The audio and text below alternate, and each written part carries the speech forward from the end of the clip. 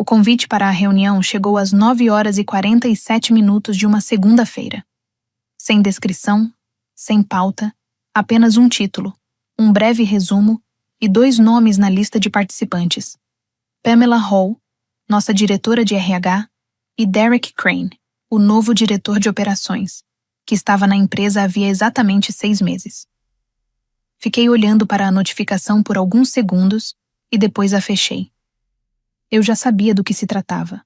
Não precisei abrir o convite para entender, pois, com a minha experiência corporativa, reconhecia facilmente o padrão daquele tipo de reunião. Sem pauta já era um sinal claro do que viria. 2 pessoas de áreas diferentes da empresa indicavam exatamente o mesmo desfecho. A palavra breve foi a pista final. Nunca se usa breve quando a notícia é positiva. Quero deixar algo muito claro. Eu não estava em pânico. Não estava nervosa. Permaneci sentada à minha mesa e finalizei a frase que estava escrevendo no relatório. Depois, salvei o documento. Em seguida, me levantei, fui até a cozinha, peguei um copo de água e voltei. Eu estava calma. Não porque não estivesse sentindo nada, mas porque aprendi há muito tempo que o pânico é a única coisa capaz de piorar uma situação ruim. E eu precisava manter a clareza. Abri a reunião na tela. 11 horas. Isso me dava 73 minutos. Durante esses 73 minutos, fiz 2 coisas. Primeiro, coloquei meu celular pessoal sobre a mesa, abri o aplicativo de gravação de voz e iniciei uma gravação para registro pessoal, dentro do que eu entendia como permitido pela legislação. Se algo fosse dito que eu precisasse recordar depois, eu teria tudo registrado com precisão. Em seguida, abri minha conta de e-mail pessoal em um navegador separado. Não o e-mail corporativo, mas meu Gmail pessoal, aquele onde eu mantinha registros organizados e documentações relevantes dentro dos limites permitidos pelas políticas internas. Não porque eu tivesse planejado algo assim, mas porque sempre fui extremamente cuidadosa. Sempre fui meticulosa. Era assim que as pessoas naquela empresa me descreviam. Às vezes com admiração, outras vezes como crítica. Simone é meticulosa. Meu nome é Simona Dear Weston. Naquela segunda-feira pela manhã, eu tinha 41 anos. Trabalhava naquela empresa havia 9 anos. Meu cargo era diretora de licenciamento de plataforma empresarial, o que soava como algo puramente administrativo, e talvez por isso muitos subestimassem o que realmente significava. Às 11 horas, cliquei em entrar. O rosto de Pamela apareceu primeiro. Ela estava com aquela expressão típica de RH, educada, mas completamente vazia. Derek Crane já estava na chamada, com a câmera ligada, recostado na cadeira. Ele não cumprimentou, não fez nenhum gesto, apenas permaneceu olhando para a tela. Pamela começou a falar. Estava claramente lendo algo.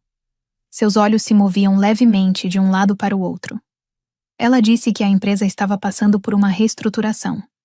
Disse que determinados cargos estavam sendo avaliados para possível consolidação. Disse que o meu cargo de diretora de licenciamento de plataforma empresarial seria eliminado como parte de uma reestruturação estratégica, valendo imediatamente. Ela falou de forma mecânica, como se estivesse lendo um roteiro. Derek Crane não disse nada. Deixei a Pamela terminar e esperei alguns segundos antes de responder. Então fiz 2 perguntas. A primeira foi quem passaria a gerenciar os contratos de licenciamento da plataforma dali em diante. Pamela desviou o olhar por um instante. Disse que isso já estava previsto no plano de reestruturação. Disse isso de forma direta, sem hesitar. Minha segunda pergunta foi se o departamento jurídico havia revisado integralmente os termos do acordo de rescisão, especialmente as cláusulas relacionadas às obrigações contínuas da plataforma. Houve um breve silêncio.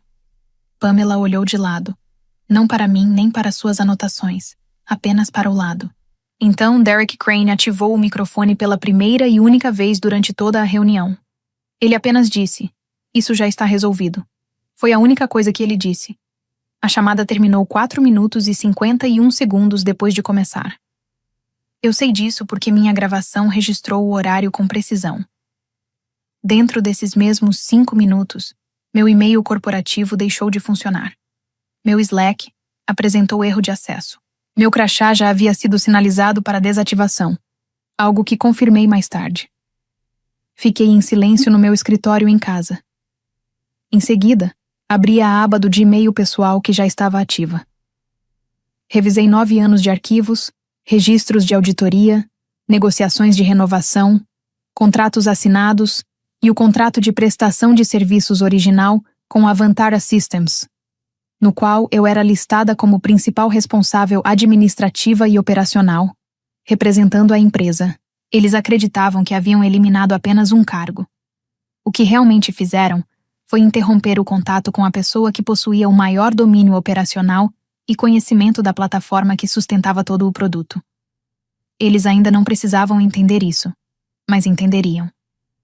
Deixe-me explicar o que eu realmente fazia naquela empresa, porque o cargo de diretora de licenciamento de plataforma empresarial é exatamente o tipo de função que costuma passar despercebida em um organograma. Parece algo que apenas apoia o trabalho principal, e não algo essencial para que ele exista. E foi justamente por isso que Derek Crane cometeu o erro que cometeu. Quando entrei na empresa, há 9 anos, eles estavam tentando expandir a linha de produtos B2B. Tinham uma solução sólida, um portal que os clientes utilizavam para gerenciar dados, fluxos de trabalho e relatórios. O produto funcionava. O problema estava na infraestrutura. Eles precisavam de uma plataforma terceirizada para hospedar e operar a camada voltada ao cliente em larga escala. Uma plataforma capaz de atender requisitos corporativos de segurança, provisionamento personalizado para centenas de contas e níveis de disponibilidade exigidos em contratos de grande porte. Essa plataforma era a Vantara Systems. Passei os 3 primeiros anos negociando o contrato de licenciamento com a Vantara. 3 anos. Não porque a plataforma fosse complexa, ela era excelente, mas porque o contrato precisava ser extremamente preciso. Em contratos corporativos dessa dimensão, nada é genérico. Cada cláusula importa. Cada definição importa. Quem controla o quê? Quem é responsável pelo quê? Quem responde quando algo falha? Tudo isso importa. Eu sabia disso porque já tinha visto o que acontece quando uma empresa comete erros nesse tipo de acordo. Vi isso em um emprego anterior e prometi a mim mesma que nunca mais participaria de um fracasso semelhante. Quando finalizei, o contrato estava sólido, estruturado em torno de um modelo de administrador nomeado. Vou explicar o que isso significa em um instante, porque essa é a parte mais importante. Mas antes, é preciso entender o que a Vantara representava para a empresa. Todas as contas corporativas, aproximadamente 200, acessavam o produto por meio da plataforma da Vantara. Não existia caminho alternativo.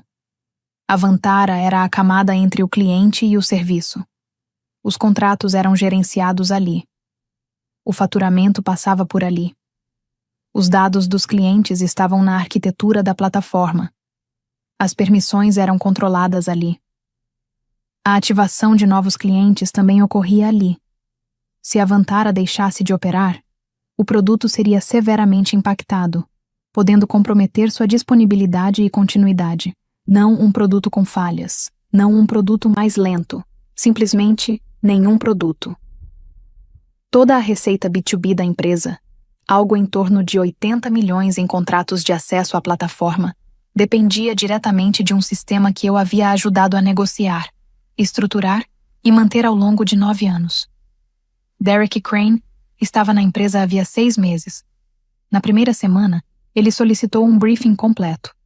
Queria entender a infraestrutura e as dependências com fornecedores. Eu apresentei tudo, expliquei cada sistema, cada contrato, cada relação envolvida. Passei 2 horas com ele em uma sala de reunião, analisando o contrato da Vantara em detalhes, explicando o funcionamento da plataforma, sua estrutura, os contatos principais e o ciclo de renovação. Fui minuciosa, como sempre fui. Ele fez anotações. 6 meses depois, recomendou minha demissão. Utilizou tudo o que aprendeu para concluir que eu poderia ser substituída. Foi isso que mais ficou na minha cabeça depois que a chamada terminou. Não a demissão em si, mas a forma como aconteceu. Ele tratou a situação como se fosse apenas uma simples transferência de responsabilidade, como se eu já tivesse concluído uma passagem de conhecimento e pudesse ser dispensada. O que ele não percebeu, e o que a liderança subestimou, foi o nível de dependência operacional concentrado no meu papel específico. Apesar de existirem outras equipes e controles internos, grande parte do conhecimento prático e histórico operacional estava concentrado em mim, o que aumentava significativamente a dependência do meu papel. A Pamela, do RH, apagou os dados do meu laptop até às 14 horas. Sinalizou meu crachá, bloqueou meus acessos e arquivou meus e-mails. Ela foi eficiente. Isso eu reconheço. A empresa demorou a acionar a Vantara com a urgência necessária, o que atrasou qualquer tentativa de resolução. Deixe-me explicar a cláusula de continuidade do administrador. Não é algo complexo, mas é extremamente específico. E quando eu explico, é importante entender que isso não foi algo que descobri por acaso. Eu participei diretamente da sua construção, linha por linha, durante aqueles 3 anos de negociação. Eu sabia exatamente o que estava ali porque defendi cada detalhe. Funciona assim. O modelo de segurança da Vantara exigia que cada contrato principal de prestação de serviços estivesse vinculado a um administrador individual nomeado. Não uma empresa, não um setor, não uma conta genérica de administrador, mas uma pessoa real, com credenciais verificadas e responsabilidade definida. Essa pessoa era a administradora principal, com o mais alto nível de acesso, apoiada por acessos secundários limitados, que não incluíam controle total da conta principal. A conta principal concentrava tudo: faturamento, provisionamento de clientes, níveis de permissão, criação e encerramento de contas e toda a arquitetura de dados mestre. Abaixo da conta principal existiam as subcontas. Era nelas que a equipe interna de TI da empresa atuava. Eles conseguiam executar algumas tarefas nesse nível, mas não tinham autonomia sobre a camada principal. Somente a administradora nomeada possuía autonomia total para esse tipo de alteração, enquanto outros acessos existentes eram limitados e dependiam de validações adicionais. E essa administradora era eu. Eu estava presente desde a assinatura do contrato. Agora, sobre a cláusula de continuidade do administrador. Essa cláusula estabelecia o seguinte, de forma direta: caso o administrador nomeado deixasse a empresa por qualquer motivo, incluindo desligamento, a empresa teria 72 horas para notificar formalmente a Vantara por escrito. Essa notificação precisava conter as credenciais verificadas de um novo administrador e ser validada pela própria Vantara para que a transição fosse considerada concluída. Caso essa comunicação não fosse feita dentro do prazo, o sistema poderia acionar restrições administrativas progressivas, sujeitas à validação interna de segurança. Durante essas restrições, não seria possível criar novas contas de clientes, alterar faturamento ou modificar permissões críticas.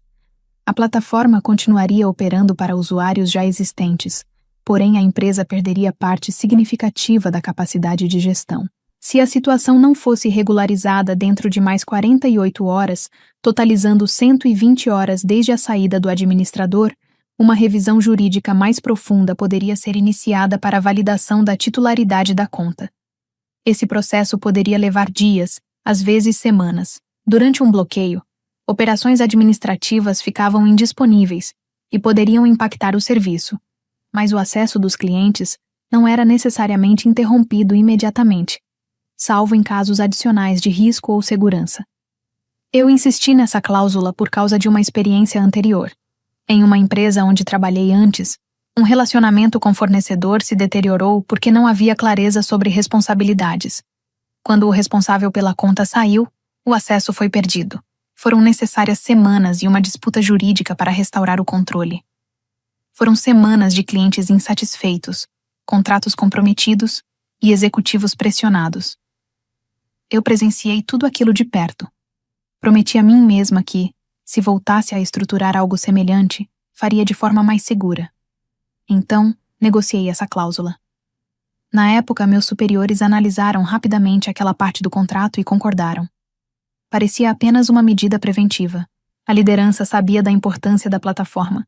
mas subestimou a dependência operacional do meu papel específico. Agora, deixe-me explicar o que isso significava na prática. Naquela segunda-feira de manhã, fui desligada às 11 horas. A partir daquele momento, o prazo começou a contar. Ele se encerraria às 11 horas da manhã de quinta-feira. A equipe de TI liderada por Crane possuía acessos relevantes para a operação, porém, não tinha autonomia sobre a conta principal, nem sobre funções críticas de administração. Eles não tinham controle sobre a conta principal. O departamento jurídico conhecia o contrato, mas não tinha visibilidade completa sobre os detalhes operacionais do modelo de administrador nomeado. O MCA existia no arquivo jurídico da empresa, mas o conhecimento operacional detalhado e o histórico completo estavam organizados principalmente no meu sistema pessoal. Nunca houve uma solicitação formal para consolidar completamente esse conhecimento em um único repositório acessível a toda a empresa. Os documentos de desligamento preparados por Pamela não mencionavam continuidade operacional da plataforma. Havia apenas cláusulas genéricas de transição, sem qualquer referência à Vantara, simplesmente porque ela não tinha dimensão do papel estratégico daquela estrutura. Eu não havia acionado nenhum processo formal, nem solicitado qualquer intervenção da Vantara. Não alterei sistemas, não interferi em nada. Apenas fui desligada. E a partir do momento em que deixei de trabalhar lá, qualquer ação relacionada à notificação de continuidade passou a depender exclusivamente da empresa. Então, eu não fiz isso. Agora, imagine o que acontece quando cerca de 200 clientes corporativos dependem de uma plataforma contratada para operar.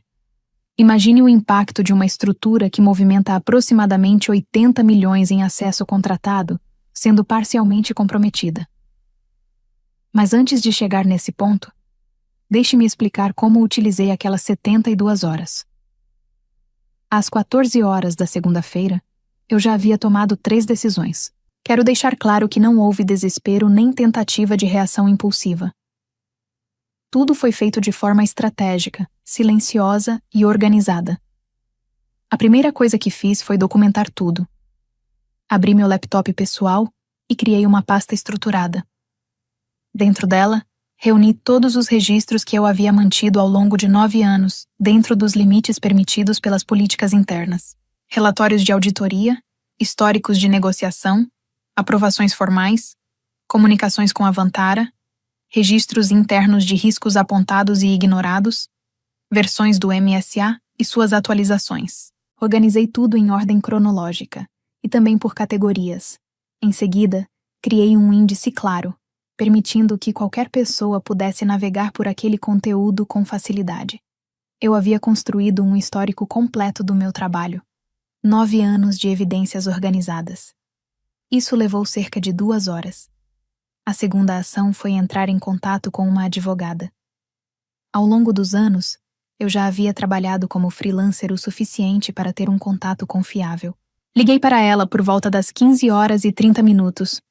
Expliquei a situação e mencionei que havia recebido um acordo de rescisão por e-mail por volta das 13 horas, no formato padrão. Informei que ainda não havia assinado.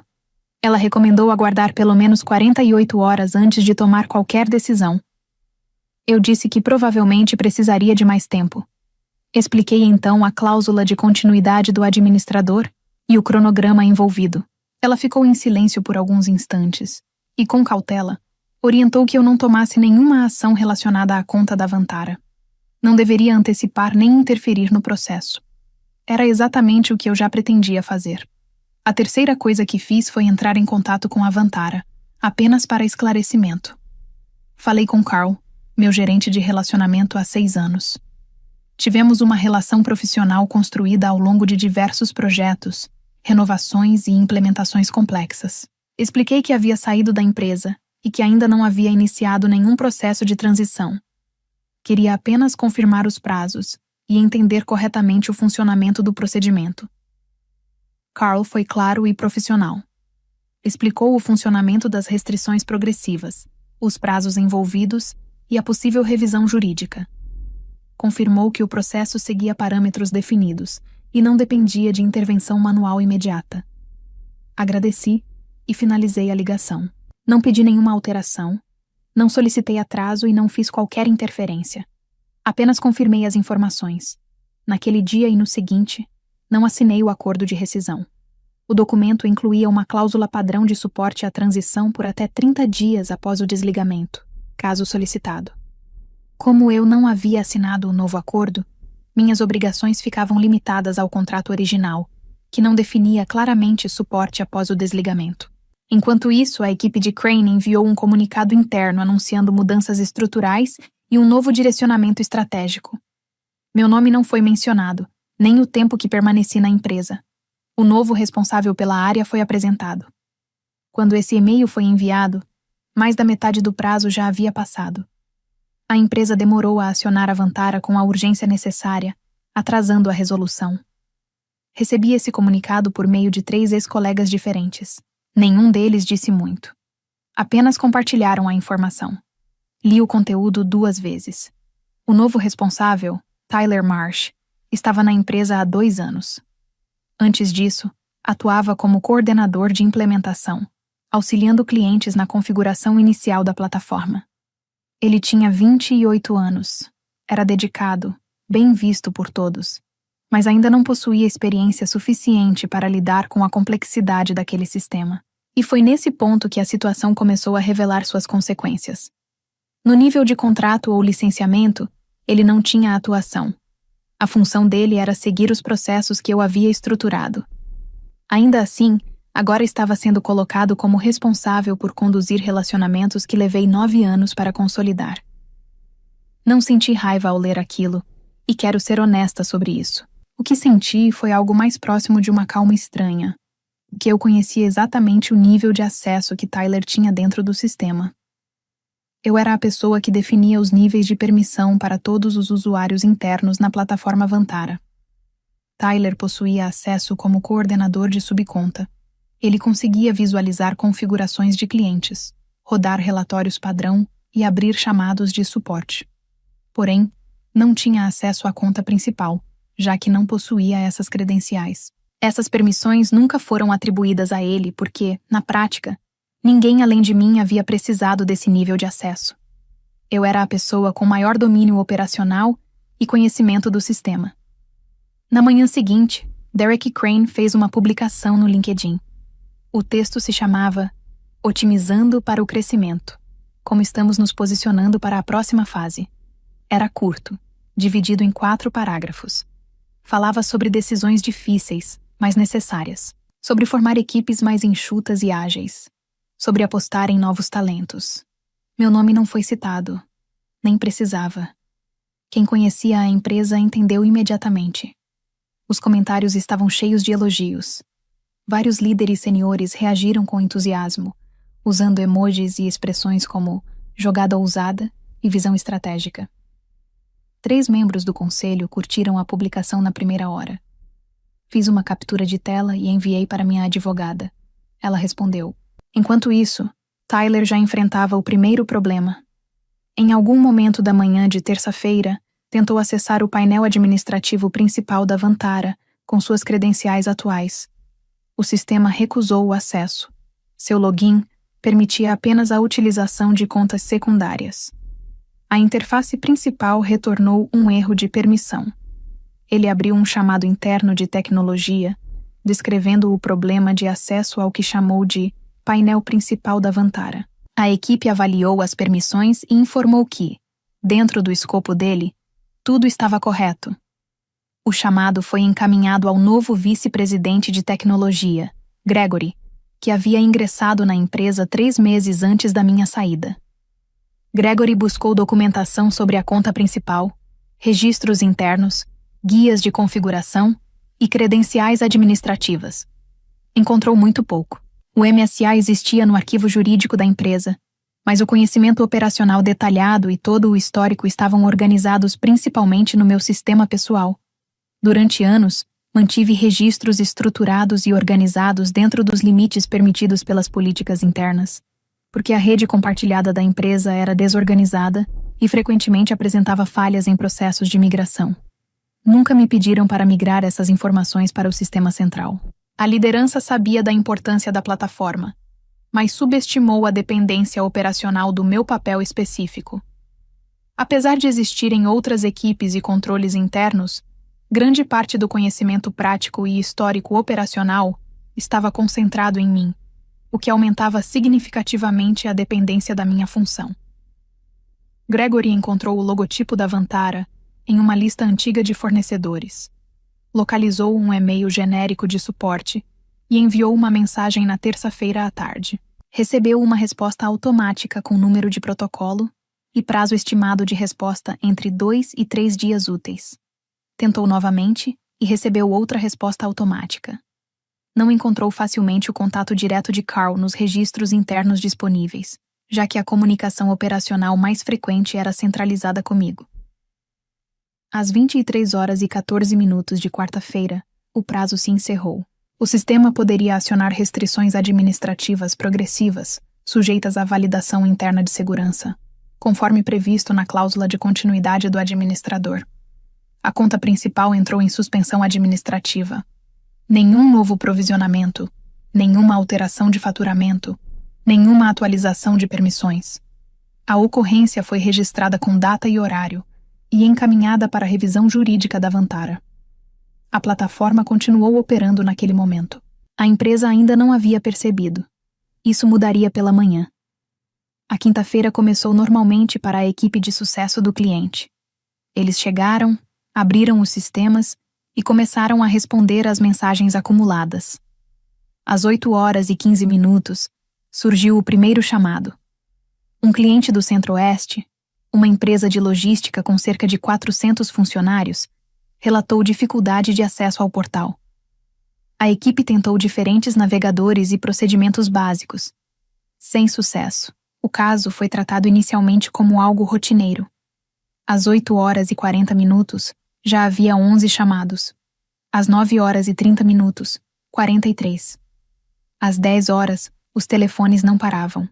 Cerca de 200 clientes corporativos tentaram acessar a plataforma naquela manhã, e todos enfrentaram o mesmo erro de autenticação. Durante situações de bloqueio, operações administrativas podem ficar indisponíveis e impactar o funcionamento geral, embora o acesso dos clientes nem sempre seja interrompido imediatamente, dependendo das validações adicionais de segurança. Ainda assim, o impacto foi significativo. A equipe de sucesso do cliente ficou sobrecarregada rapidamente. Sem respostas, encaminharam para o suporte.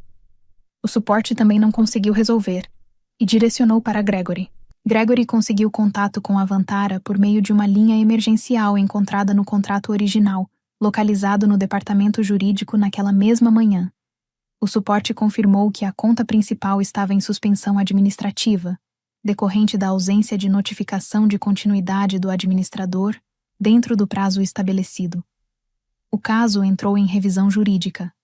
A Vantara precisava validar a titularidade da conta antes de qualquer restabelecimento.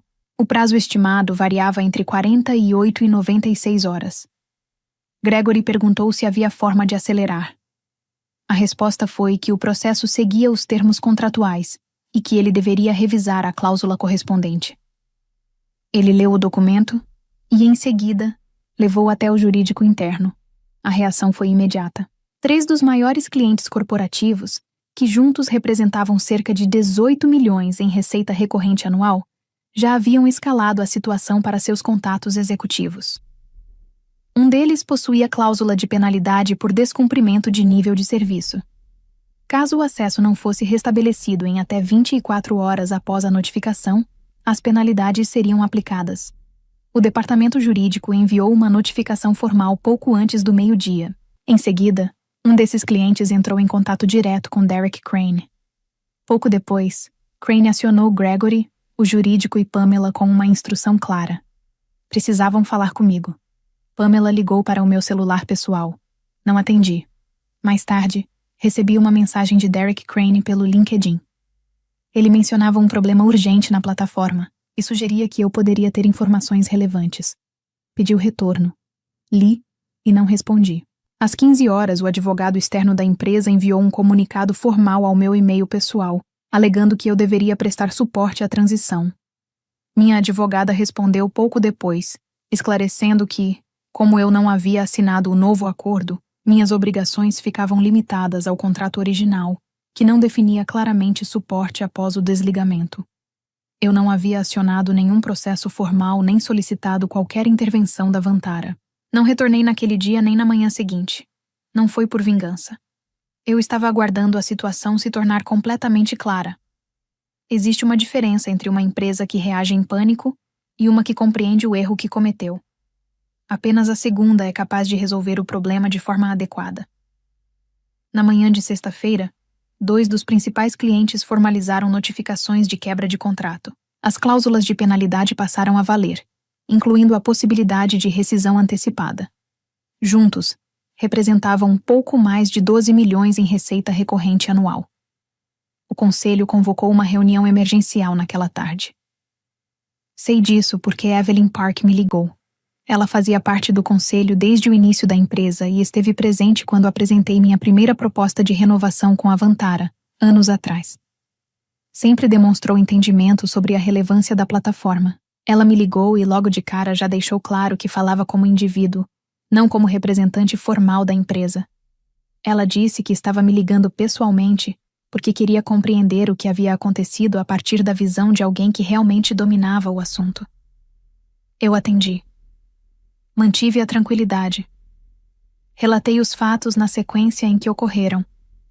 Expliquei a estrutura do MSA com o administrador nomeado.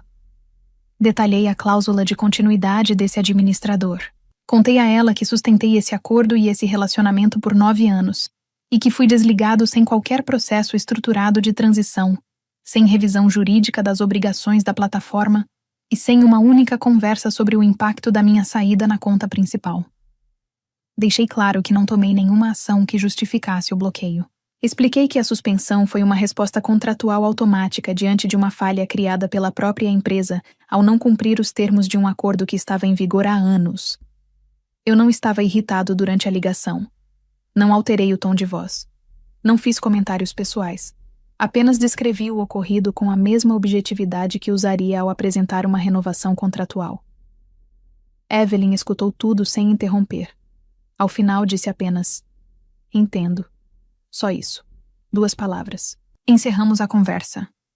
A ligação durou 18 minutos. Na manhã de sábado, minha advogada recebeu uma proposta formal enviada pelo escritório jurídico externo da empresa. Analisei o documento com atenção.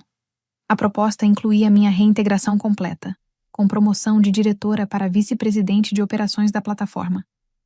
Também previa um aumento salarial de 40% valendo imediatamente.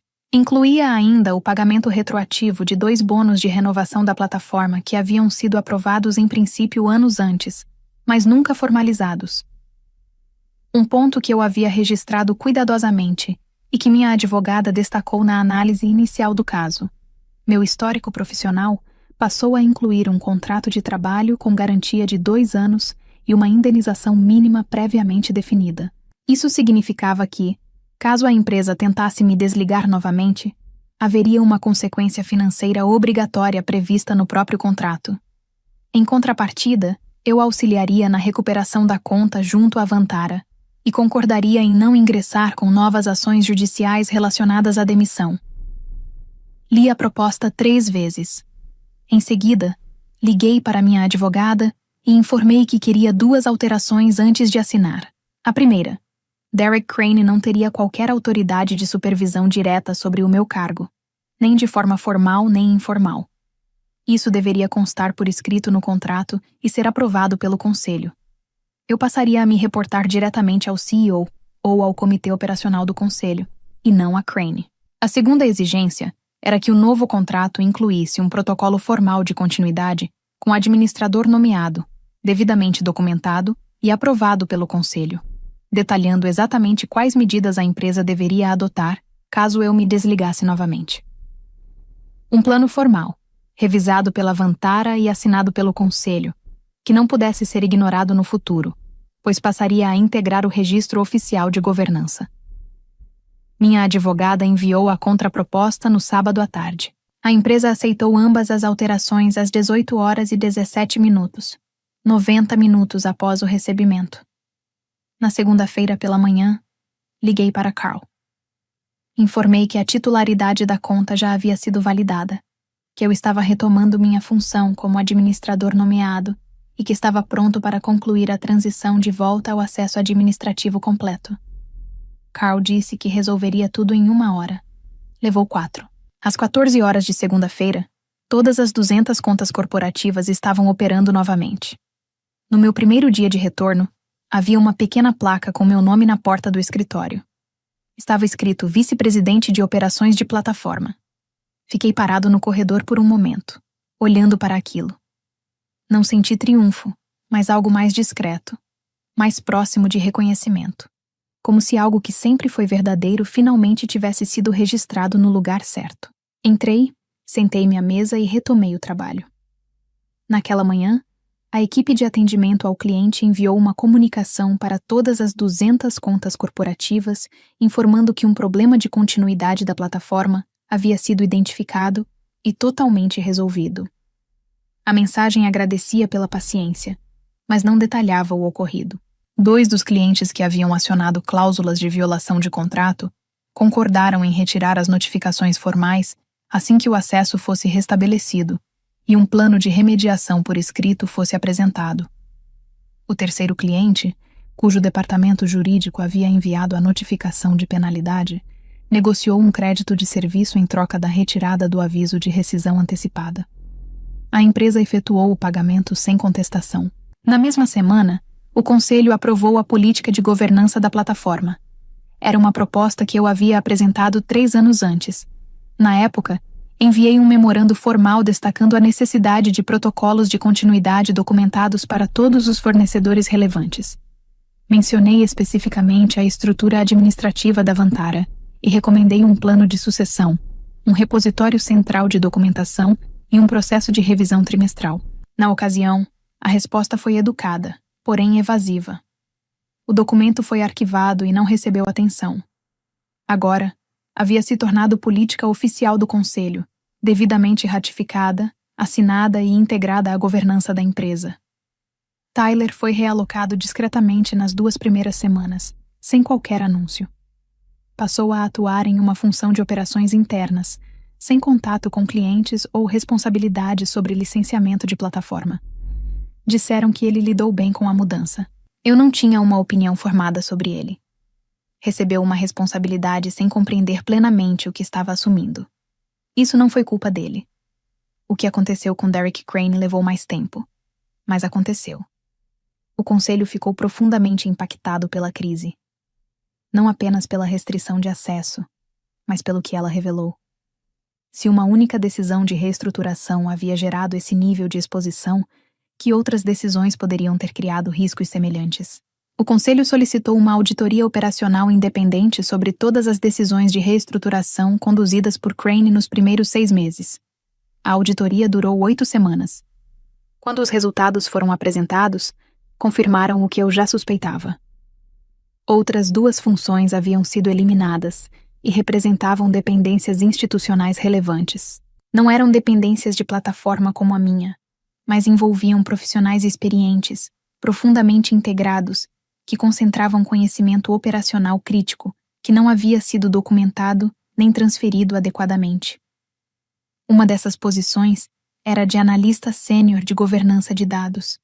A outra, de gerente de contratos que mantinha relações estratégicas com fornecedores, havia quase uma década. Ambos foram desligados como parte da reestruturação conduzida por Crane. As consequências dessas saídas só começaram a ser compreendidas posteriormente.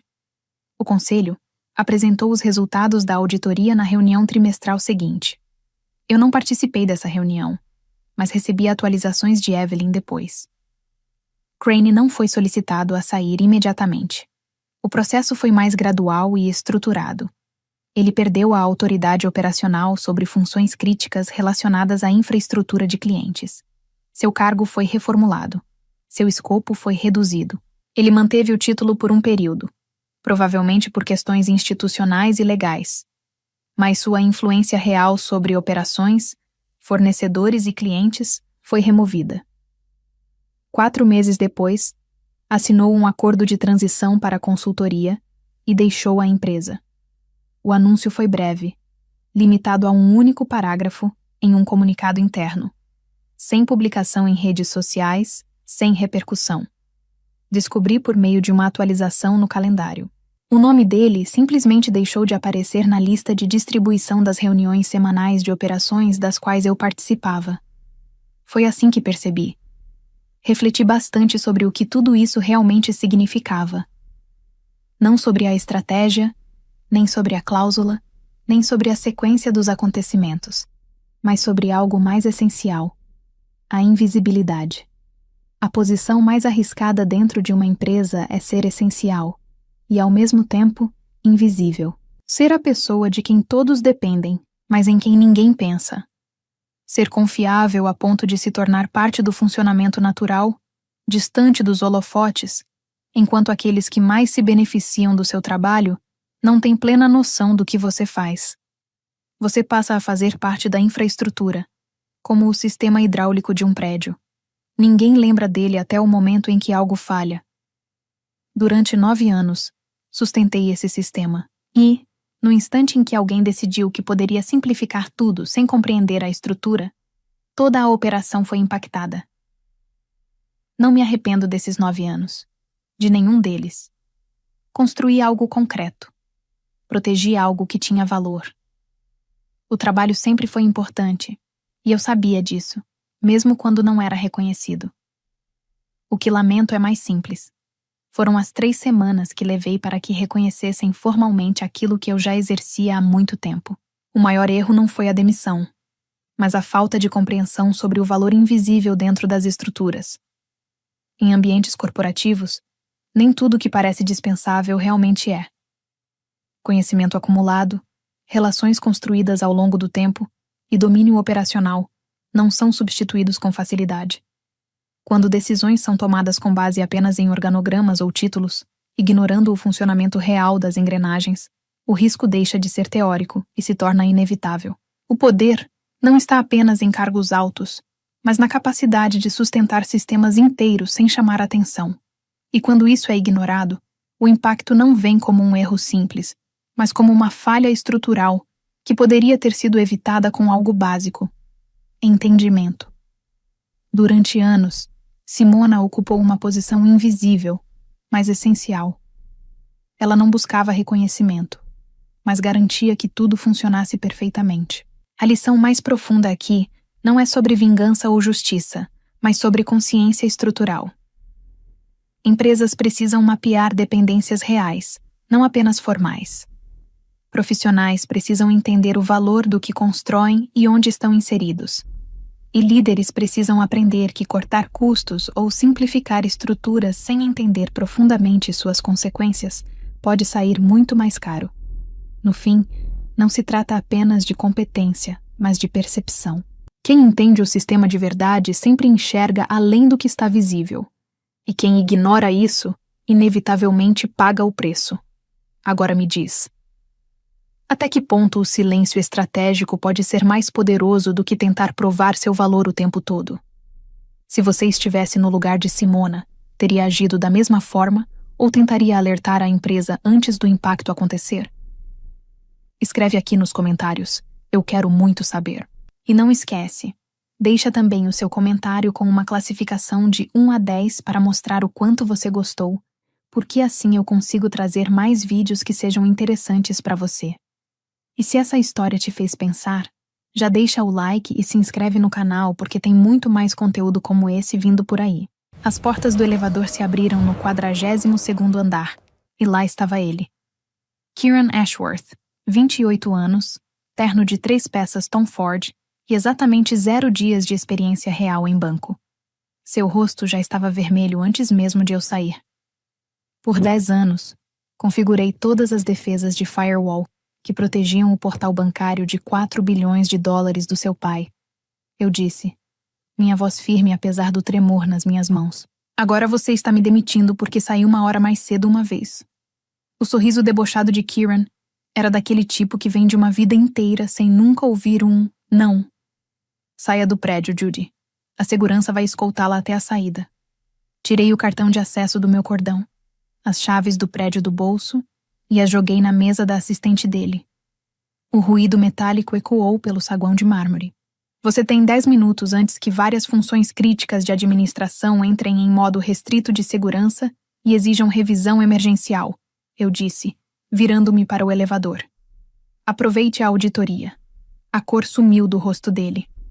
Meu nome é Judy Castellano. E até aproximadamente 11 minutos atrás, eu era arquiteta sênior de segurança de infraestrutura na Patton Hale Financial Trust, uma das instituições bancárias privadas mais antigas dos Estados Unidos. Meu cargo parece impressionante, sem dúvida. Mas meus começos foram tudo menos isso.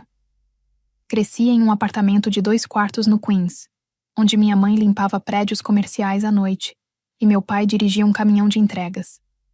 Eles me ensinaram que todos, do CEO ao zelador, merecem a mesma cortesia, o mesmo respeito, a mesma dignidade.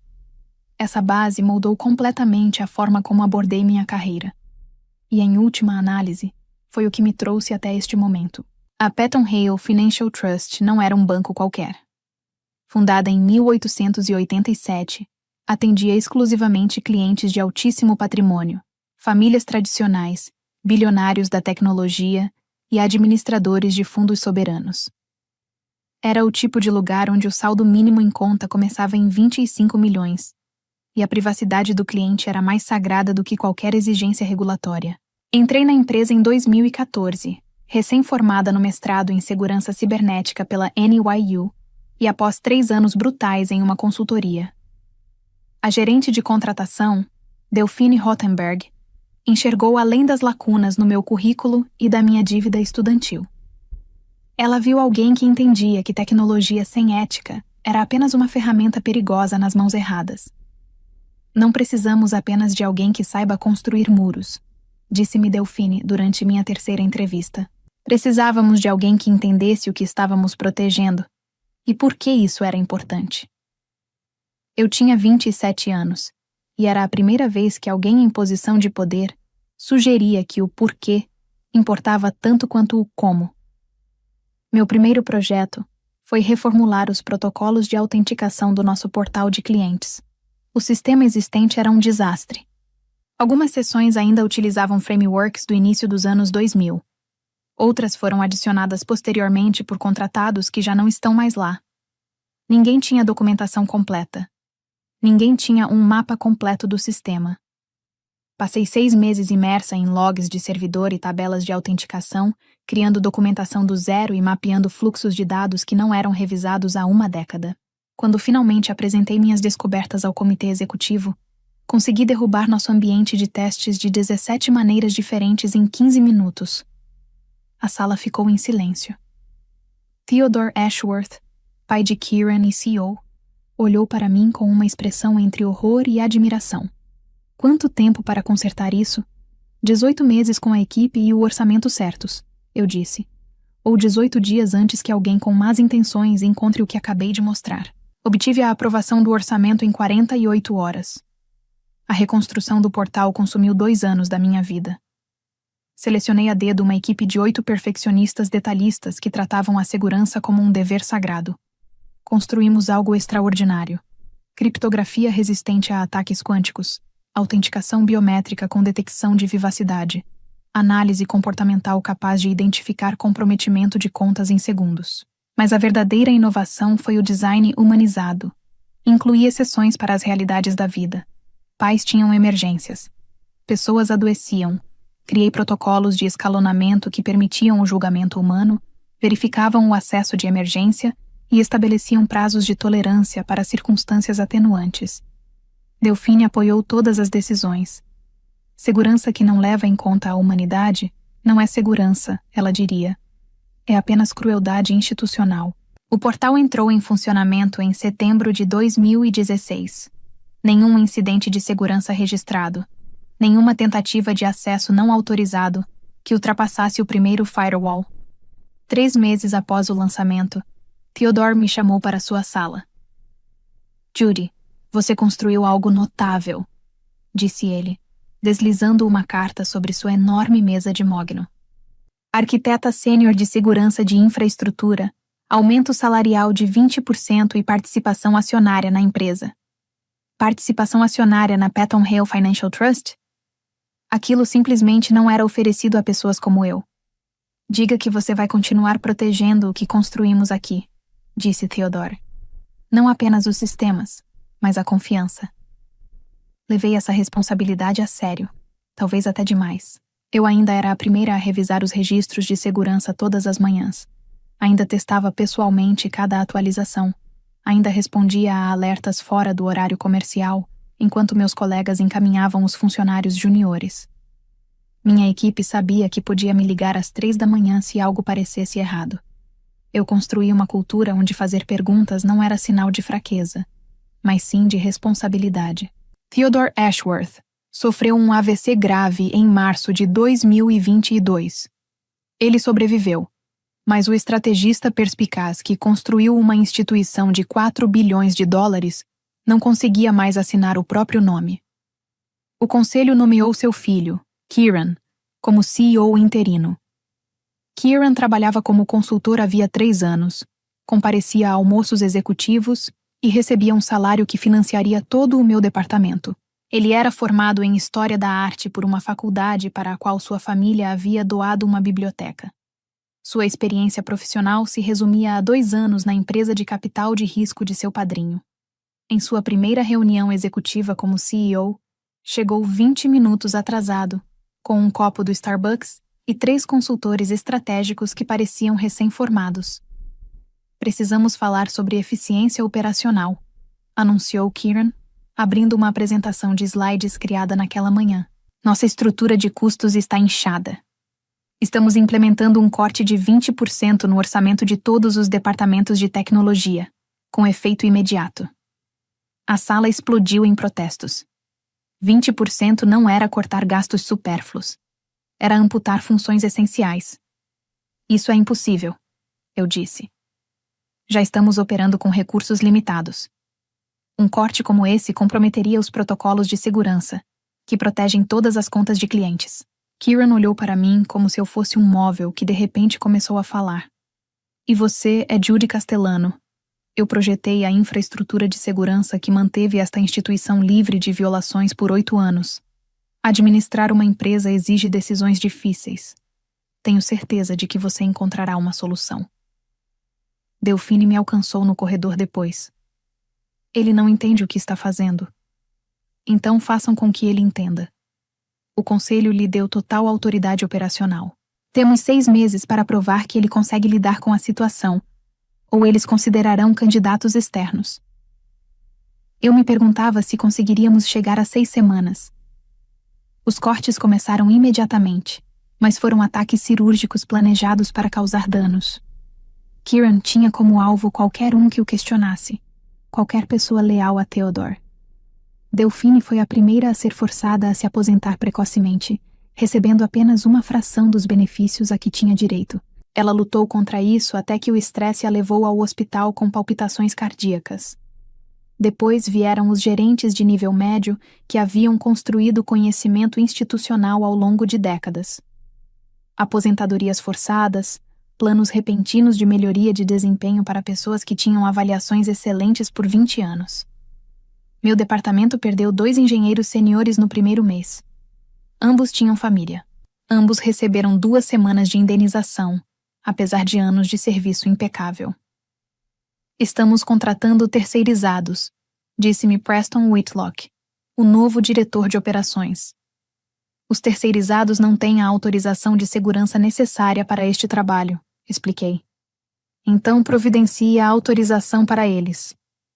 Isso significa uma verificação de antecedentes de no mínimo 6 meses. Depois, trabalhe mais rápido para preencher as lacunas. Comecei a trabalhar 70 horas por semana, monitorando sistemas que antes tinham supervisão dedicada, executando atualizações que antes exigiam uma equipe de 3 pessoas. Minha família parou de perguntar quando eu voltaria para casa. Meu médico começou a usar palavras como esgotamento e insustentável. Mas os sistemas continuaram firmes. Todas as manhãs, seguíamos sem violações, protegendo as contas dos clientes e preservando a confiança que Theodore me pediu para proteger. Então, chegou a sexta-feira que mudou tudo. 14 de outubro. Minha mãe ligou às 14 horas. Algo incomum, porque ela nunca interrompia meu trabalho a menos que fosse realmente urgente. Judy, é o seu pai. Ele desmaiou no trabalho. Estão levando-o para o hospital Elmhurst. Ataque cardíaco. Avisei minha equipe que tinha uma emergência familiar e saí correndo. Encontrei meu pai no pronto-socorro, consciente, mas muito pálido. Estavam preparando-o para um cateterismo cardíaco. Minha mãe tentava se manter forte, mas vi nela o mesmo medo de quando eu tinha 12 anos, quando meu pai perdeu o emprego, e de quando ela enfrentou aquele susto com o câncer. Segurei sua mão. Preenchi os formulários do seguro. Liguei para meu irmão. Fiz o que qualquer família faz, quando o mundo parece encolher até virar apenas uma sala de espera de hospital e uma oração. O procedimento durou 4 horas e exigiu a colocação de 2 stents. O cardiologista disse que ele ficaria bem com medicação e mudanças no estilo de vida, mas precisaria permanecer em observação durante a noite. Fiquei até às 20 horas, até meu pai estar acomodado e dormindo, e até a irmã da minha mãe chegar. Quando finalmente fui embora, estava esgotada. Voltei para meu apartamento e me deixei desabar. Na manhã seguinte, cheguei às 7h30, 30 minutos mais cedo do que de costume. Preston estava esperando ao lado da minha mesa. Kieran quer falar com você. O escritório de Kieran era todo de vidro e metal polido. Ele o havia redecorado imediatamente. Estava sentado atrás da mesa, acompanhado por Preston e Sloan Carmichael, o diretor de recursos humanos. Sente-se, Judy. A cadeira havia sido colocada propositalmente mais baixa do que a dele. Uma demonstração de poder tão óbvia que seria engraçada se meu estômago não estivesse embrulhado.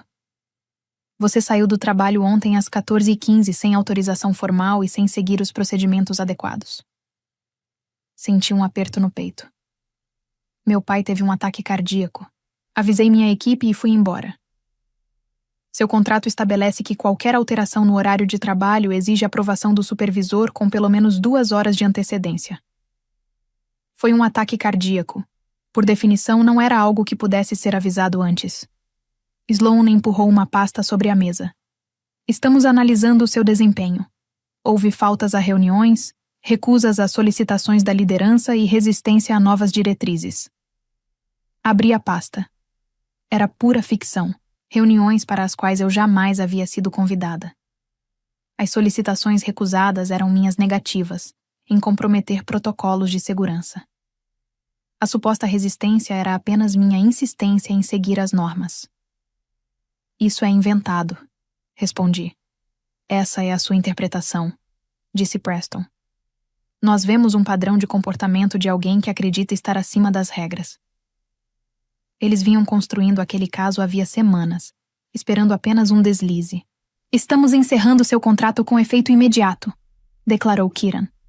Você receberá 2 semanas de indenização e as informações sobre o seguro cobra.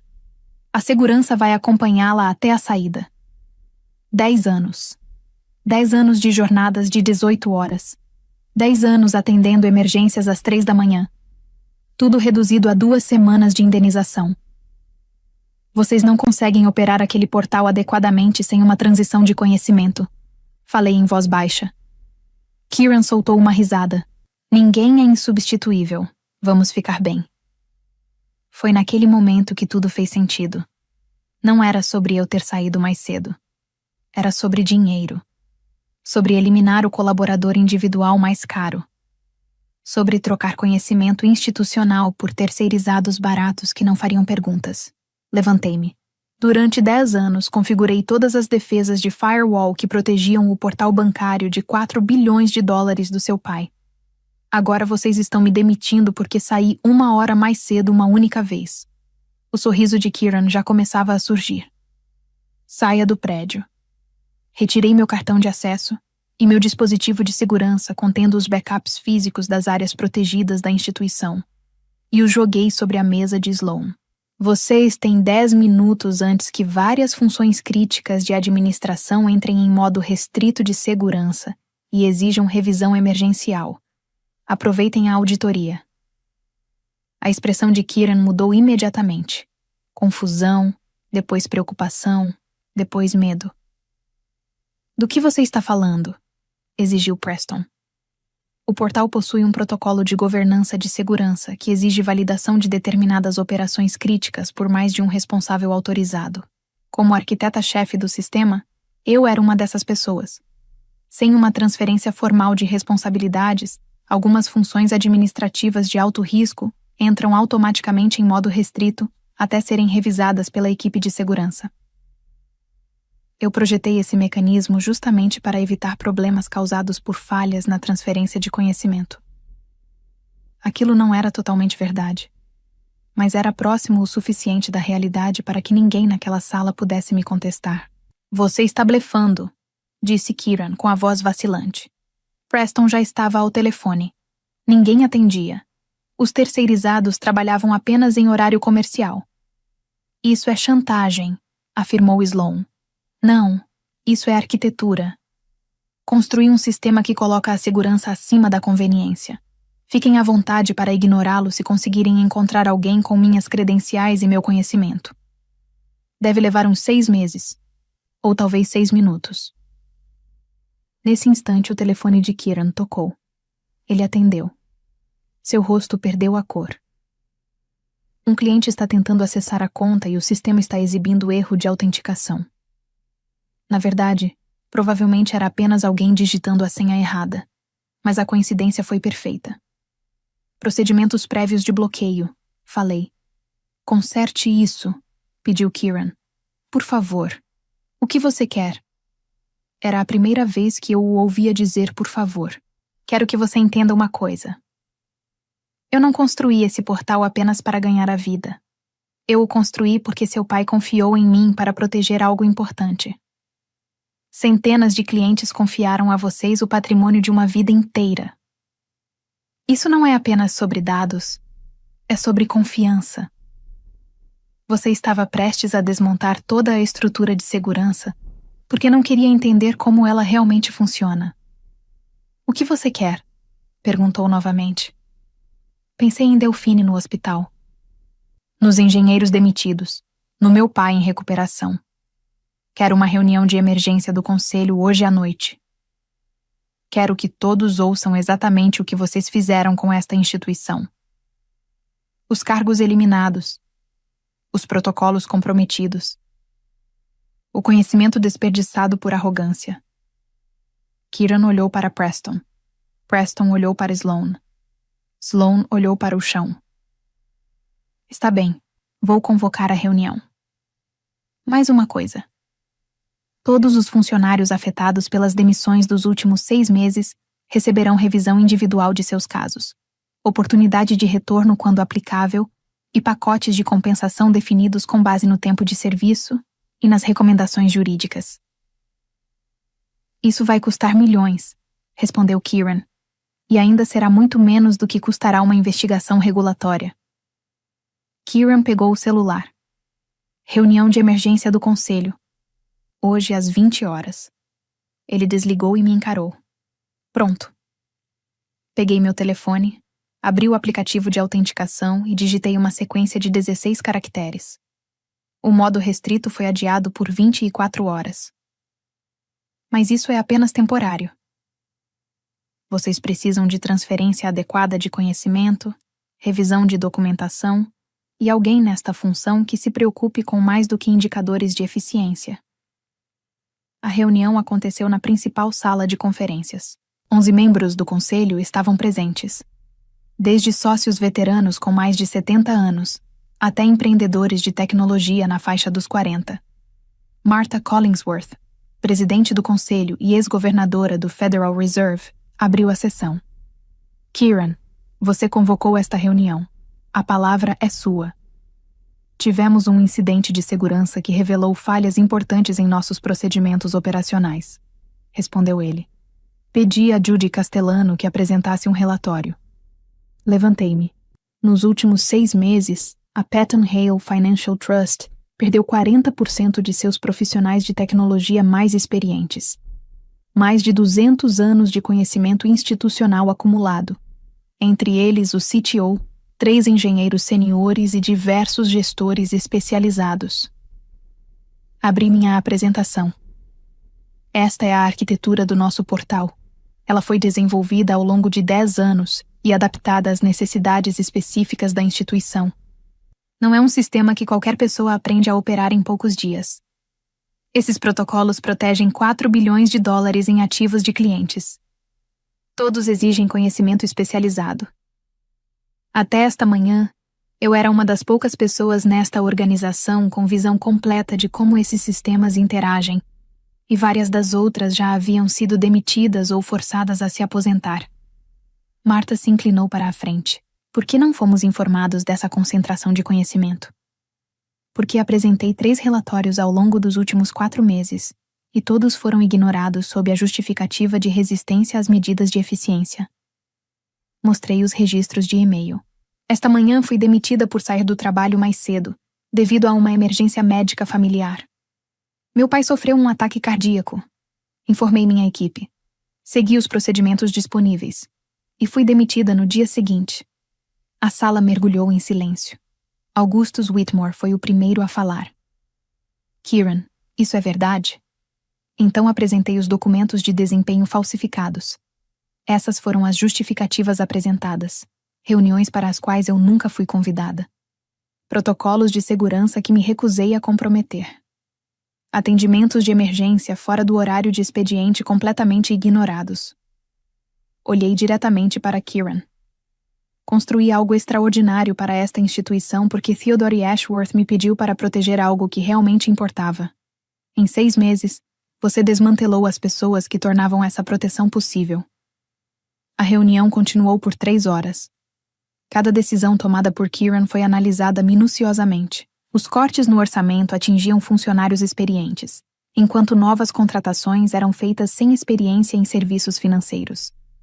As aposentadorias forçadas contrariavam o espírito dos contratos de trabalho. Ao final da reunião, o Conselho aprovou a abertura de uma investigação independente, uma auditoria externa e uma revisão de todas as decisões tomadas nos 6 meses anteriores. As medidas definitivas seriam formalizadas após a conclusão dos relatórios jurídicos, regulatórios e de conformidade. Às 22 horas, Kieran parecia ter envelhecido 10 anos. Marta pediu um breve intervalo e, em seguida, solicitou que Kieran, Preston e Sloan deixassem a sala. Quando todos retornaram, a expressão de Marta permanecia neutra. Kieran, o Conselho reconhece que você atuou em circunstâncias extraordinárias. A condição de saúde do seu pai o colocou em uma posição para a qual você não estava preparado, e nós assumimos a responsabilidade pela supervisão inadequada. Os ombros de Kieran começaram a relaxar. No entanto, as decisões tomadas colocaram esta instituição em um risco inaceitável. Com efeito imediato, você será transferido para uma função de projetos especiais voltada ao relacionamento com clientes. Também contrataremos um COO interino com experiência em serviços financeiros. Ele estava sendo rebaixado. Judy, disse Marta, voltando-se para mim. O Conselho gostaria de lhe oferecer um contrato revisado. Diretora de Segurança, reportando-se diretamente ao Conselho e com autoridade sobre todas as decisões relacionadas à segurança da infraestrutura tecnológica. Prioridade máxima: reconstruir a equipe e documentar procedimentos abrangentes de transferência de conhecimento. Cargo executivo, supervisão direta do Conselho, acrescentou Augustus, além de remuneração adequada, participação acionária e um pedido formal de desculpas. Olhei para Kieran, humilhado diante das mesmas pessoas cuja aprovação buscara a vida inteira. Apesar de tudo, senti algo parecido com compaixão. Aceito, respondi, sob 2 condições. Primeiro, todos os funcionários afetados receberão revisão individual de seus casos, oportunidade de retorno quando aplicável e pacotes de compensação definidos com base no tempo de serviço e nas recomendações jurídicas. Segundo, Kieran receberá treinamento executivo adequado, não como punição, mas como investimento. Ele é filho de Theodore. Este é o legado dele. Merece a oportunidade de crescer e honrá-lo. Kieran me encarou. Algo em sua expressão mudou. Por que você faria isso? Porque meus pais me ensinaram que todos merecem dignidade, mesmo quando cometem erros, principalmente nesses momentos. Marta assentiu. O conselho aceita ambas as condições. A reunião foi encerrada às 22h30. Os membros do conselho se desculparam e demonstraram alívio por alguém finalmente ter se manifestado. Yet Heng, a empreendedora de tecnologia, foi a última a se aproximar. Isso exigiu uma coragem extraordinária. A ameaça de bloqueio do portal. Quanto dela era real? Sorri. O suficiente para transmitir a mensagem. Ela riu. Lembre-me de nunca jogar pôquer com você. Meu telefone tocou quando saí. Delphine Rothenberg. Ouvi sua voz antes mesmo da saudação. Reintegração completa, pagamento retroativo e pedido formal de desculpas. Você vai voltar? Ainda não sei. Meu médico quer que eu considere a aposentadoria. Mas saber que tenho essa escolha agora. Judy, você me devolveu a dignidade. Você me deu uma oportunidade quando ninguém mais daria. Eu apenas retribuí o favor. Os 3 meses seguintes foram um caos organizado. 2 dos engenheiros desligados aceitaram retornar e foram recontratados. Contratei 3 novos profissionais seniores, priorizando tanto a ética quanto a competência técnica. Também criei sistemas de documentação para garantir que ninguém, nem mesmo eu, voltasse a ser um ponto único de falha. Kieran permaneceu em sua função de projetos especiais e, surpreendentemente, mergulhou de cabeça no programa de desenvolvimento executivo. Acompanhou cada departamento, fazendo perguntas que deveria ter feito 6 meses antes, e pela primeira vez, ouvindo de verdade. Eu nem percebia o quanto desconhecia certas coisas, disse durante uma reunião. Achava que liderança significava ter todas as respostas. Seu pai também passou por isso, respondi. A diferença é que ele teve humildade para admitir e pedir ajuda. Theodore voltou ao escritório em janeiro, em uma cadeira de rodas, mas mentalmente lúcido. Ele já sabia de tudo. Pediu para me ver no primeiro dia de volta. Judy, disse ele ainda com a fala um pouco arrastada. Disseram que você salvou o trabalho da minha vida. Eu apenas o protegi como você me pediu. Meu filho me contou que você também o protegeu. Isso exigiu mais generosidade do que a maioria das pessoas teria. Ele está aprendendo. É tudo o que qualquer um de nós pode fazer. A equipe que reconstruí tornou-se motivo de orgulho, não apenas pela excelência técnica, mas pelo compromisso com a ética. Implementamos uma regra de verificação de confiança. Qualquer membro da equipe podia interromper um projeto para avaliar se estávamos realmente honrando nossa responsabilidade com os clientes. Usamos essa regra 17 vezes no primeiro ano. Em todas elas, saímos melhores do que entramos. A cultura se espalhou por toda a Patton Hale Financial Trust e acabou se tornando prática institucional. Fomos destaque em uma revista especializada em tecnologia financeira. A matéria mostrava como um banco havia priorizado pessoas sem abrir mão da eficiência. Nenhum incidente de segurança registrado, índices altíssimos de satisfação dos clientes e retenção de funcionários líder no setor. Recebi convites para palestrar em diversas conferências. Recusei a maioria. Meu trabalho não era ser porta-voz. Mas aceitava quando podia ajudar alguém a evitar ser demitido por fazer a coisa certa. Meu pai se recuperou completamente. O susto o levou à aposentadoria, algo de que ele reclamou até descobrir que adorava jardinagem e trabalho voluntário. Finalmente consegui ajudar seus pais financeiramente e eles aceitaram, disse minha mãe. Você conquistou isso porque se posicionou quando realmente importava. Isso vale mais do que qualquer salário. 2 anos depois, palestrei em uma conferência para mulheres da área de tecnologia. 300 mulheres em diferentes fases da carreira. Contei a verdade sem filtros. O ataque cardíaco. A demissão. O confronto. O momento em que precisei apostar tudo para dizer a verdade a quem estava no poder. Ninguém fala sobre isso. Defender o que é certo é assustador. As mãos tremem. Você não sabe se está sendo corajosa ou destruindo a própria carreira, mas faz mesmo assim, porque permanecer em silêncio enquanto algo que você construiu é destruído e pessoas que ama são prejudicadas é pior do que sentir medo. Fiz uma pausa. Às vezes você se posiciona e perde. Às vezes é demitida sem conseguir provar sua defesa. Às vezes sacrifica a carreira e ninguém agradece. Então você precisa decidir o que está disposta a perder. Quais princípios realmente valem o risco? Depois da palestra, uma jovem, talvez com 25 anos, recém-formada em engenharia e trabalhando em uma startup, aproximou-se de mim. Meu gerente está me pressionando para implementar algo que viola a privacidade dos usuários. Todo mundo parece achar normal. Estou errada em me preocupar? Sentei-me com ela por 30 minutos. Analisamos os aspectos técnicos, as implicações de privacidade e as possíveis consequências. Você não está errada. Confie nos seus instintos. Faça perguntas. Peça documentação. Solicite revisão jurídica.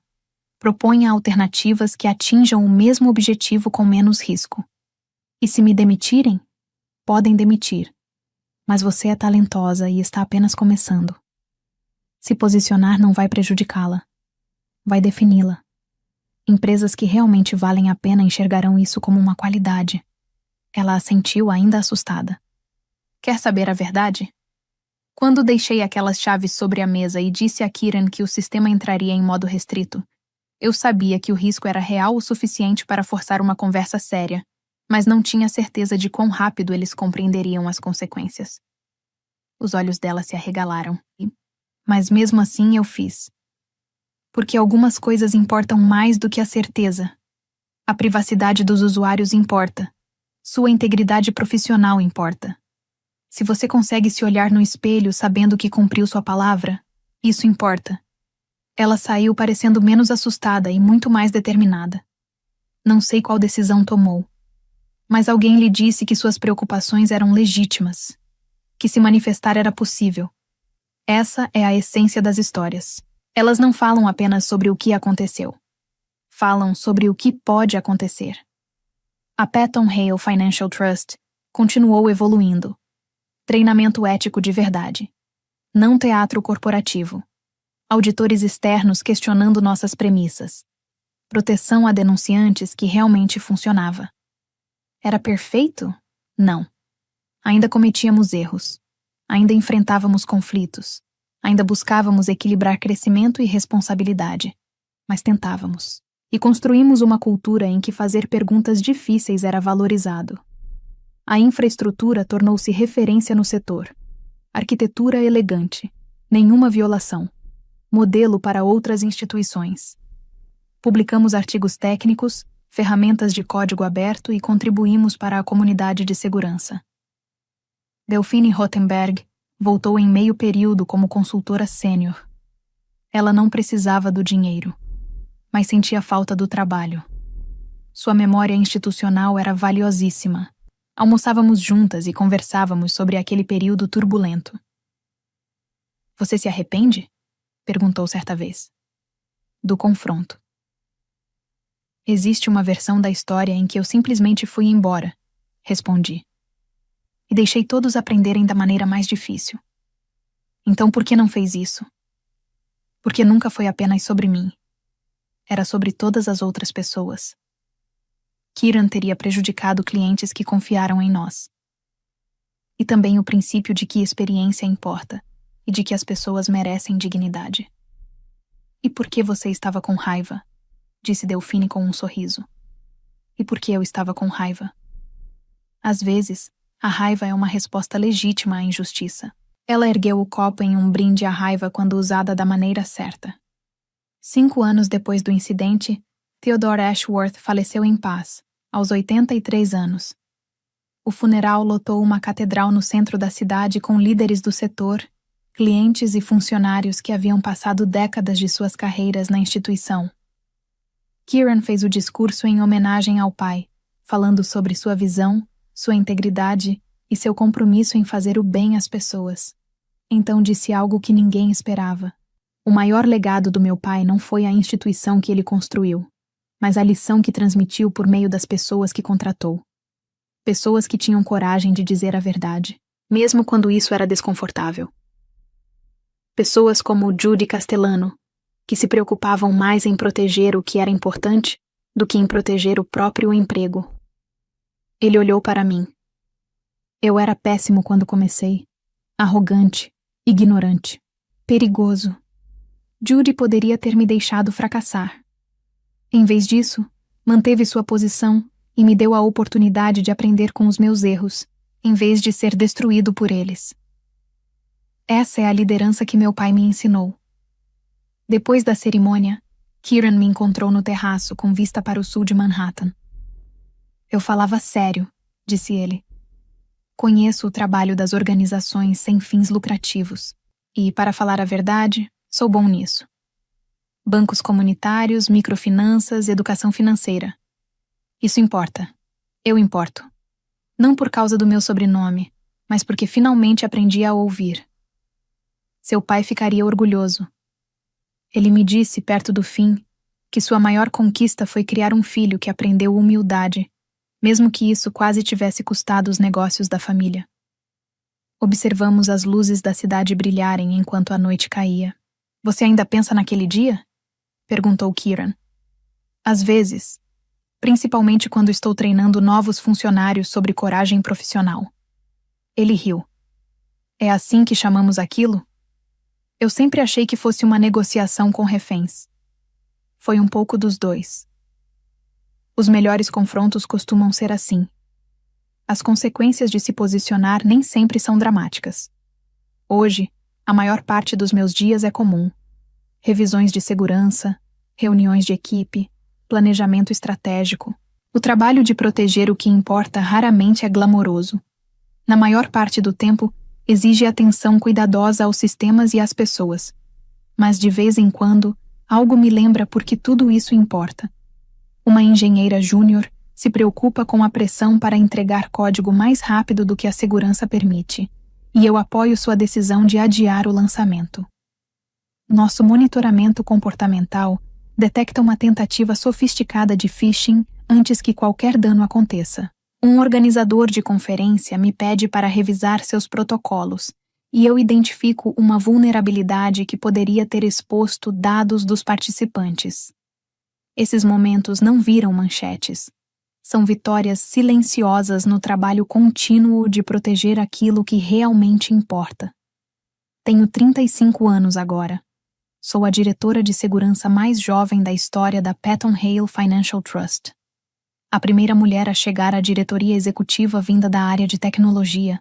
Meus pais estão aposentados e saudáveis.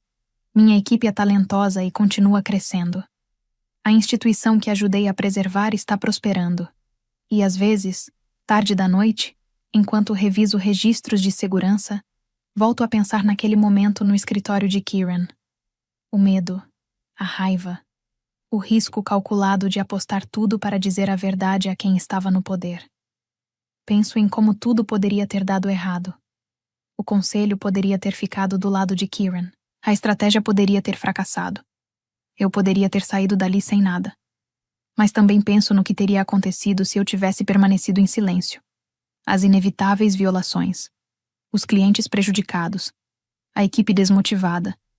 A lenta deterioração de uma instituição que deixou de priorizar o que realmente importava. Alguns riscos valem a pena. Algumas causas merecem ser defendidas. Existem momentos que exigem coragem, mesmo quando o resultado é incerto. O setor bancário mudou profundamente. Fintechs, criptomoedas, inteligência artificial. Em meio a tudo isso, um princípio continua o mesmo. A confiança é a base de tudo. Vi instituições fracassarem não por falta de tecnologia ou talento, mas porque esqueceram essa verdade. Priorizaram crescimento acima da segurança, eficiência acima da ética, lucros imediatos acima da sustentabilidade. A Patton Hale Financial Trust sobreviveu porque, em um momento decisivo, pessoas suficientes escolheram a confiança em vez da conveniência. O conselho escolheu a integridade em vez de se curvar a um herdeiro despreparado. Eu escolhi falar em vez de me calar. E Kiran, por fim, escolheu aprender em vez de alimentar o próprio ego. Construímos algo duradouro não apesar dos conflitos, mas por causa da forma como os resolvemos. Essa é a verdadeira história, não o confronto dramático, mas a reconstrução paciente que veio depois. Reconstruir equipes, documentar sistemas, criar culturas onde as pessoas possam questionar ideias sem medo. É isso que costumo dizer aos jovens profissionais que me procuram. O momento de se posicionar é importante. Mas o que vem depois é ainda mais importante. Você consegue construir algo melhor? Consegue criar a cultura em que gostaria de trabalhar? Consegue ser o líder que gostaria de ter tido? Alguns seguem esse conselho. Outros não. Alguns se posicionam e vencem. Outros se posicionam e perdem, mas constroem carreiras melhores sobre uma base de integridade. Todos eles são mais corajosos do que imaginam. No mês passado, uma jornalista me entrevistou para uma retrospectiva sobre a transformação da cultura organizacional no setor financeiro. O que fez você acreditar que conseguiria vencer? Ela perguntou. Eu não acreditava. Eu estava apavorada. Mas fiz mesmo assim.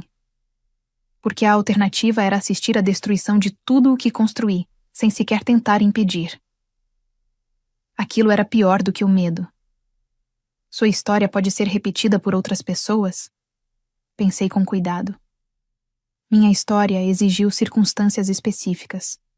Um conselho disposto a ouvir. Influência suficiente para ser utilizada. E o momento certo. Nem todos têm essas vantagens. Mas o princípio pode ser aplicado por qualquer pessoa. Saiba pelo que vale a pena lutar. Entenda sua influência. Escolha o momento com inteligência. Aceite que o resultado não é garantido. Isso não é exatamente reconfortante. Mas defender o que é certo nunca deveria ser confortável. Se fosse fácil, todos fariam.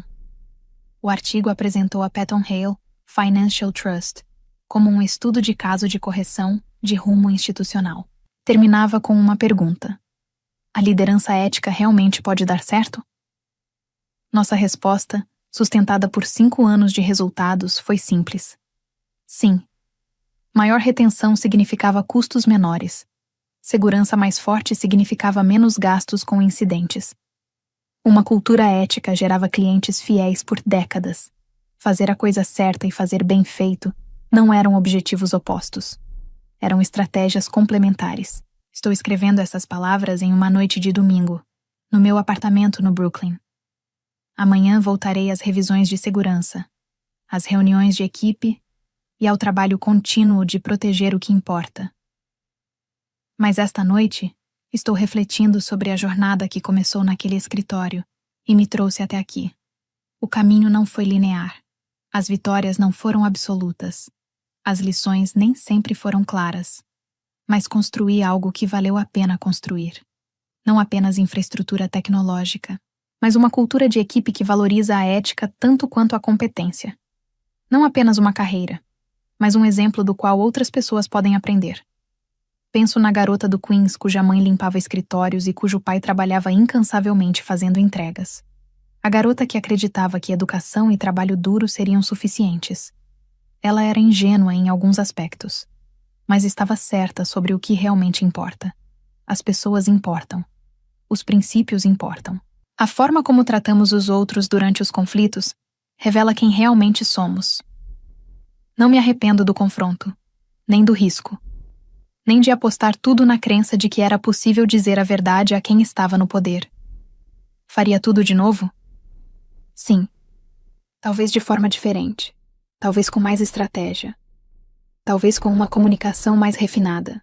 Mas a decisão fundamental de me posicionar quando importava, proteger o que construí e exigir que as pessoas fossem tratadas com dignidade, eu repetiria exatamente da mesma forma. Porque algumas coisas merecem ser defendidas. Algumas causas valem a luta. E alguns momentos exigem coragem, mesmo quando o resultado é incerto. Esta é a minha história. Mas também é um lembrete de que todos nós enfrentamos momentos em que precisamos escolher entre conforto e coragem, entre silêncio e manifestação. entre aceitar a injustiça ou enfrentá-la. As escolhas que fazemos definem quem somos mais do que qualquer cargo, salário ou símbolo externo de sucesso. Eu escolhi lutar. E venci. Não perfeitamente, não sem consequências, mas o suficiente para fazer diferença. E isso é tudo o que podemos esperar. Fazer diferença quando realmente importa.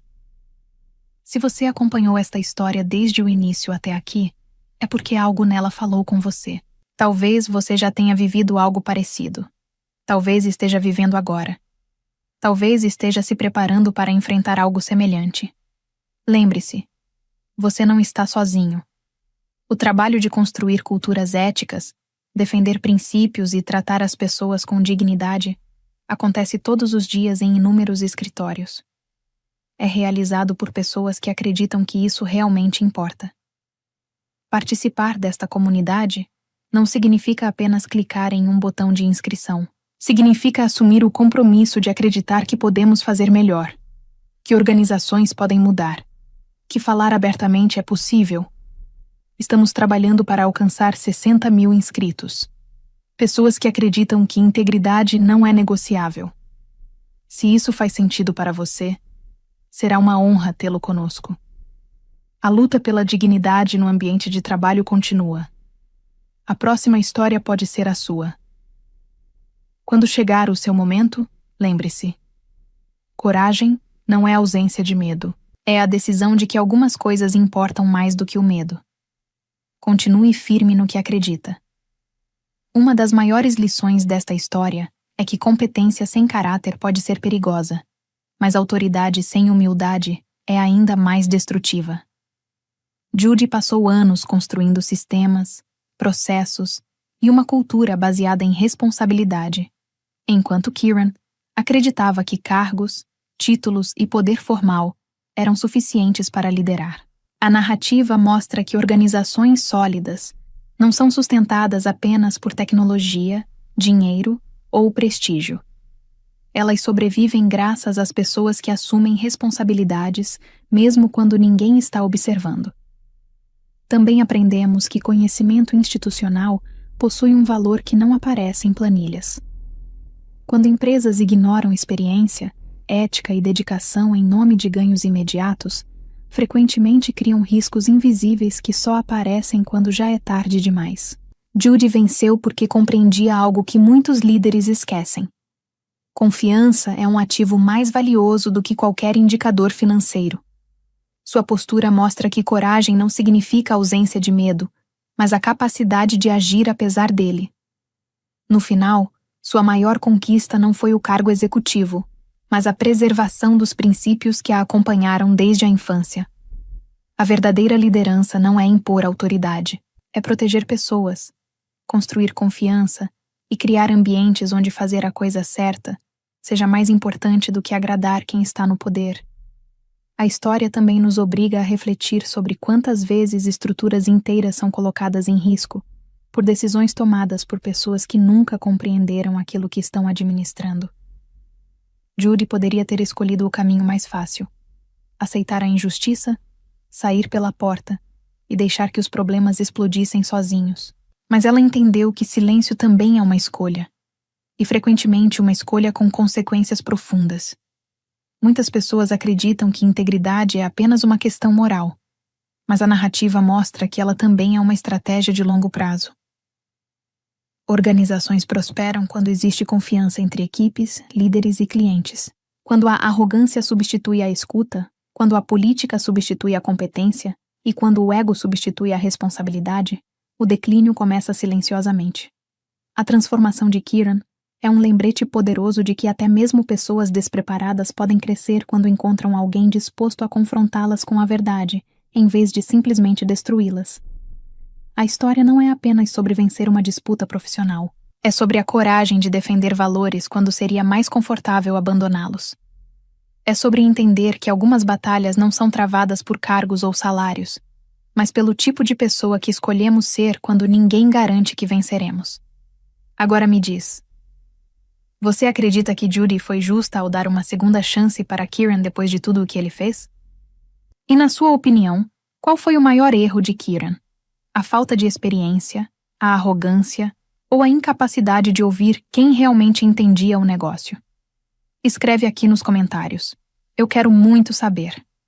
E não esquece, deixa também o seu comentário com uma classificação de 1 a 10 para mostrar o quanto você gostou, porque assim eu consigo trazer mais vídeos que sejam interessantes para você. E se esta história fez você refletir sobre coragem, integridade e liderança, aproveite para curtir o vídeo e se inscrever no canal. Aqui nós compartilhamos histórias que mostram como decisões difíceis podem mudar destinos inteiros. Sua participação ajuda a fortalecer esta comunidade que acredita que caráter, ética e coragem ainda fazem diferença no mundo real.